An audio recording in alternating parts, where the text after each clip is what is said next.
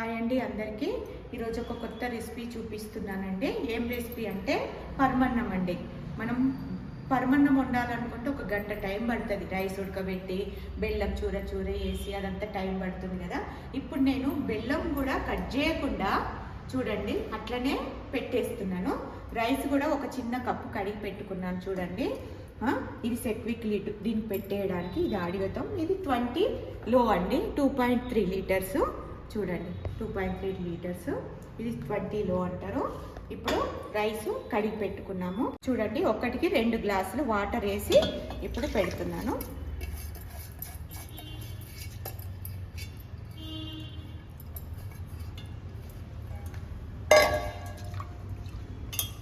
ఇప్పుడు ఈ రైస్ అంతా పక్కకు అనేసుకొని మనము బెల్లం కూడా మధ్యలో పెట్టేసుకున్నాము. ఎందుకు పక్కకు అనుకోవాలంటే బెల్లము ఈక్వల్గా స్ప్రెడ్ అవుతుందా లేదా అనేది కూడా చూసుకోవచ్చండి.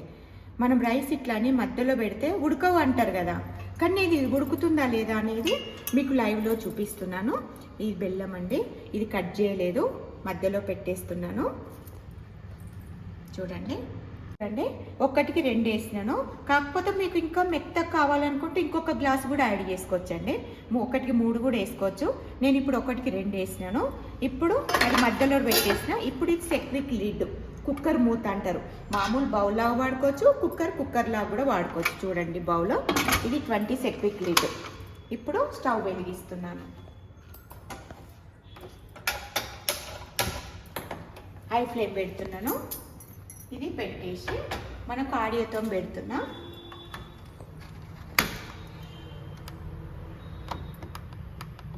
టర్బో మీద మనము 3 మినిట్స్ పెట్టుకుందామండి. చూడండి 3 మినిట్స్లో మన పరమాన్నం ఎలా అవుతుంది, ఈక్వల్గా కుక్ అవుతుందా లేదా అనేది తెలుసుకుందాం మనం. ఇప్పుడు హై ఫ్లేమే పెట్టిన చూడండి. కుక్కర్ మూత పెట్టేసా చూడండి. అయిపోయింది 3 మినిట్స్. 3 మినిట్స్ అయిపోయినాక మనకు బీప్ సౌండ్ అనేది వస్తుంది చూడండి.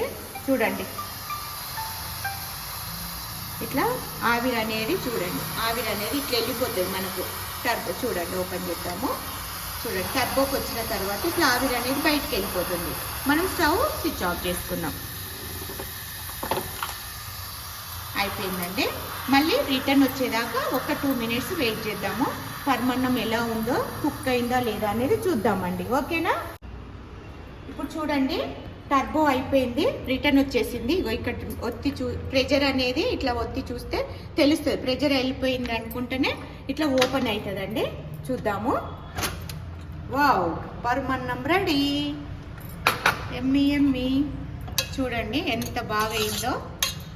చూడండి చూస్తే ఉడకనట్టు ఉంది కదా, మెత్తగా ఉడికిపోయిందండి. చూడండి బాగుంది. ఇప్పుడు దీంట్లో పక్కకు 16 లో అండి, ఇందులో మిల్క్ వేడి చేసుకున్నాము. ఈ మిల్క్ అనేది ఇందులో వేసేస్తారు.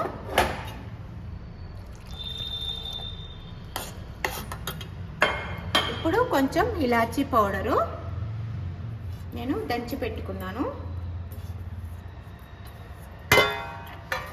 ఎంత మంచి వాసన వస్తుందో. పరమాన్నం రెడీ.